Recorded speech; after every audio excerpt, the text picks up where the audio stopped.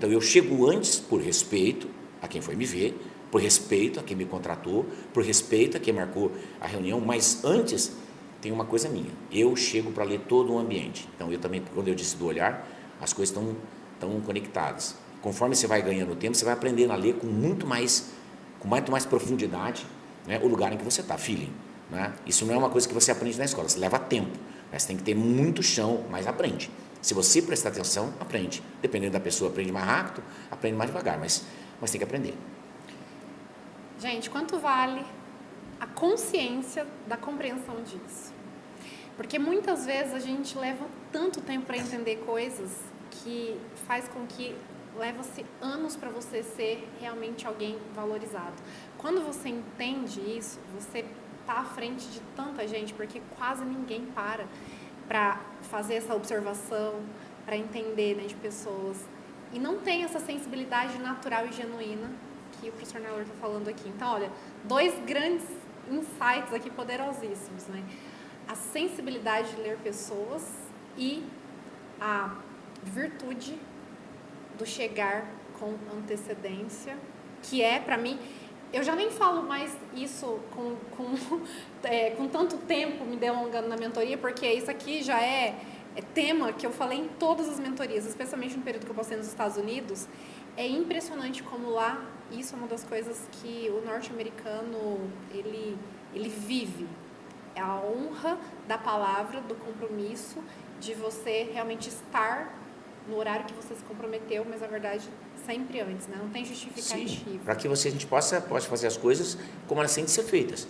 Né? Então, é uma coisa muito simples. Mesmo que você não faça isso por altruísmo, é o que eu disse.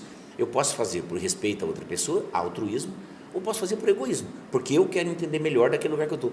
Por que você vai fazer, pouco se me dá. Se você vai fazer por altruísmo, você vai fazer por egoísmo. Isso é uma coisa que não importa. Não importa, que o resultado é o mesmo. Né? Você vai chegar antes, vai satisfazer a pessoa que falou com você, que marcou com você, ou o compromisso que você tem, e antes você vai se munir de sentir aquele lugar antes de sair fazendo coisa. Às vezes você chega com a disposição de fazer algo. Você sabe, você dá curso, dá palestra. Às vezes você chega com a disposição de fazer algo.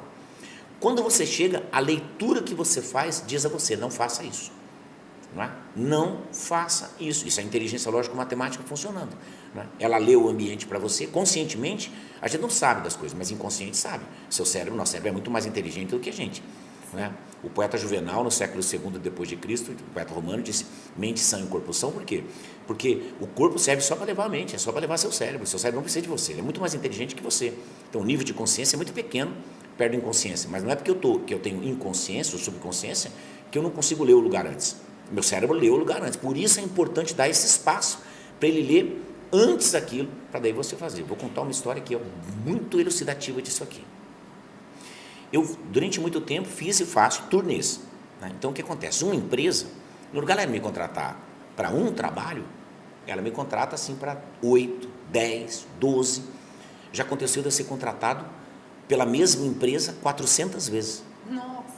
400. Eu trabalho bastante para empresas do agro. Né? Uma gigante do agro, só uma, me contratou mais de 150 vezes. Mas para uma editora me contratou mais de 400, quase 500 vezes. Eu fiz o trabalho para uma pessoa, para um contratador. Então, o que acontece? A pessoa, ela me contrata e ela me manda. Isso acontece muito comigo. Uma pessoa pede para um contratador meu um patrocínio. No lugar desse patrocinador dar o dinheiro, ele me oferece. Ele fala, não, o palestrante mando eu. Então, é uma coisa muito comum na minha vida. Gigantes, multinacionais, muitas empresas fazem isso. Ó. No lugar de eu dar, alguém me contratou, no lugar de eu dar o dinheiro para você, eu vou mandar o cara. Nem todo mundo fica, mas às vezes o meu papel é ir lá e explicar por que aquela empresa tão importante me mandou. Né? Então, o que aconteceu é que eu fiz um trabalho para uma cooperativa, ela contratou 30 trabalhos. Para eu ir para todas as cidades onde ela tinha atuação. O mesmo trabalho para todas as cidades. Acontece que esse meu hábito de chegar antes, né, eu fui antes e cheguei e disse, ó, você vai falar para mulheres desse determinado lugar. Mas quando eu cheguei lá, e a ideia do tema era fazer com que as pessoas não abrissem mão do próprio negócio. Porque houve um tempo em que os filhos dos pequenos produtores, eles queriam ir embora do campo, não queriam ficar. O pai queria que o filho fizesse faculdade e não tivesse terra. As cooperativas mudaram esse. Inclusive, o Brasil deve muito mais às cooperativas do que o Brasil imagina. Brasil não deve só ao agro, deve muito à cooperativa. Tanto a cooperativa agrícola, de agronegócio, como a cooperativa de crédito. O Brasil deve muito. Eles fixaram gente no campo e me pediram. Só que quando eu cheguei lá, o que acontece? Eu cheguei antes, dou uma olhada. A mulher mais nova, juro, que estava na sala, tinha 72 anos. E tinha uma senhora de 94 anos. Quer dizer, aquilo que eu disse para as outras pessoas, não, obviamente, não era cabível ali. Por que eu fui então lá? Porque eram senhoras muito simples que nunca tinham visto uma palestra. Elas queriam saber o que era uma palestra. Porque eu fui à palestra, o marido falava, a cooperativa trouxe um palestrante, a cooperativa mulher, eu queria assistir uma palestra. Que a empresa, que essa cooperativa fez? Para satisfazer as mulheres, me mandou para lá. Só que quando eu cheguei, quer dizer, não cabia o que eu vinha fazendo. E elas também não foram, elas acharam que era uma festa. Tinha uma mesa grande, cheia de bolo, cheia de açúcar, elas foram para uma festa. Tinha até umas 35 mulheres, talvez 40. E cheio de bolo. Quando eu cheguei, meu tema estava aberto, o data show, eu olhei e falei, não é possível, não posso falar isso. Como que eu vou falar isso? Não tem cabimento. Veja a importância do olhar. Só para as pessoas entenderem por que eu estou contando essa história. Eu fiz uma leitura e aí o que acontece? O que eu tinha não cabia. Bom, elas foram esperando uma palestra. Mas aquela que eu levei, que estava preparada, não cabia. O que eu tenho de fazer? Eu tenho de construir outra agora. Veja a importância de se comunicar. Você ter consciência de quem é você e do que você sabe. Por isso, comunicar não é só a arte de falar e ouvir.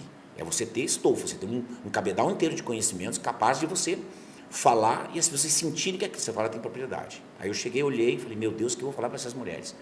E aí eu disse o título, que já estava aberto, não tinha como negar, falei, olha, o título é isso aí, mas esqueçam aquilo ali. Deixa eu perguntar uma coisa para vocês. Quem fez esse bolo? Veja, eu construí toda a palestra em cima do bolo que estava ali. Quem fez esse bolo? Aí uma senhora disse, fui eu. Eu disse, esse bolo é de quê? E ela disse, esse bolo é não sei o que lá. Aí eu falei assim, de quem? A senhora fez a receita como estava? Ou a senhora viu um livro da Ana Maria Braga, sei lá de quem? Na verdade, da Palmeirinha, né? A senhora viu. Ela falou, eu vi, tal, não sei o quê. A senhora fez a receita como estava? Ou a senhora, com a sua habilidade, mudou? Aí todas as mulheres querem uma gargalhada, porque é isso que qualquer pessoa faz, quem tem mãe sabe disso. A receita é assim, eu cozinho. E eu cozinho bem, sem modéstia. Eu olho uma receita e falo assim, mas eu não vou fazer assim. Eu sei que eu sei fazer melhor. Isso é feeling. E a senhora contou, todas deram risada. E aí eu disse, ela me contou os ingredientes, sei lá, não sei, não é? Ovo, leite, açúcar, enfim, fermento, enfim. Ela falou farinha, colocou aquilo que tinha, suco laranja, sei lá. E eu disse para ela, se eu pegar tudo isso, jogar numa vasilha, enfiar no forno, vira um bolo? Ela disse, não vira. Tem uma ciência por trás disso. E eu disse, viver é exatamente igual. Não dá para chamar um monte de coisa e jogar. É isso que distingue a senhora de alguém que lê um livro de receita. E as mulheres, cara, porque tudo isso tinha a ver com a sabedoria delas. Na verdade, eu aproveitei aquilo que elas conheciam, e isso a gente chama tecnicamente de construção do conhecimento, porque eu parto do pressuposto que elas já conhecem, para daí construir meu raciocínio. Moral da história, eu voltei mais 3 vezes para falar para elas. Gente, aí, claro, preparado para aquilo. Né? Então, isso é que eu acho que é interessante comunicação, e o Picasso dizia, eu não procuro, eu acho. Eu acho isso lindo. Quer dizer, eu fui lá para procurar nada. Mas se eu não tivesse chegado, se eu tivesse chegado em cima, com toda a experiência que eu tenho, eu teria quebrado a minha cara. Então, volto de novo ao ponto da pergunta, a primeira pergunta que você me fez. O que eu gostaria de saber antes? Se eu fosse o Nailor de 30 anos atrás, ele teria quebrado a cara. Com certeza ele seria arrogante o suficiente para insistir numa coisa que não ia funcionar. Então, humildade é bom e não faz bem para todo mundo.